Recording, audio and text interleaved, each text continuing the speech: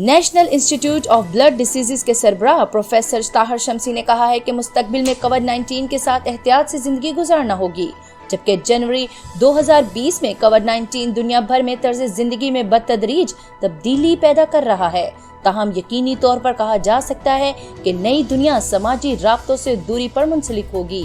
آپ دیکھ رہے ہیں دھرتی نیوز، خبر کی تفصیل سے آپ کو آگاہ کرتے ہیں۔ پاکستان میں کووڈ-19 کو 2 ماہ مکمل ہونے کے حوالے سے ایک نجی نیوز چینل کو ڈاکٹر طاہر شمسی نے بتایا کہ دنیا بھر میں تباہی پھیلانے والا کووڈ-19 نے جنوبی ایشیائی ممالک کے عوام کو سب سے کم متاثر کیا، جبکہ امریکی ریاست یورپی ممالک میں کووڈ-19 مسلسل تباہی کا باعث بنا ہوا ہے۔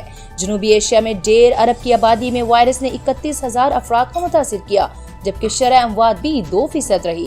انہوں نے انکشاف کیا کہ پاکستان میں کووڈ-19 سے صحت یاب ہونے والے افراد کے پلازما میں کووڈ-19 ری ایکٹیو نہیں ہو رہا، یعنی کووڈ-19 دوبارہ فعال نہیں ہوا۔ یہ ایک خوشخبری ہے۔ انفیکشن کنٹرول سوسائٹی کے صدر اور مائکروبیولوجسٹ پروفیسر رفیق خانانی اور عیسیٰ لیب کے سربراہ پروفیسر فرحان عیسیٰ نے کہا کہ کووڈ-19 دنیا بھر کی جغرافیائی سرحدوں کو عبور کرتے ہوئے اپنی تباہ کاریوں کی جانب بڑھ رہا ہے اور خاموشی سے ہزاروں صحت مند افراد کو اپنا نشانہ بنا رہا ہے۔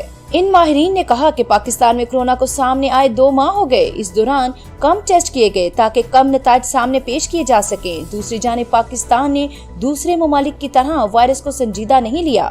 مزید لیٹسٹ نیوز کو جاننے اور حالات سے باخبر رہنے کے لیے دیکھتے رہیے دھرتی نیوز، اور دھرتی نیوز کے چینل کو سبسکرائب کرنا بالکل نہ بھولیے گا۔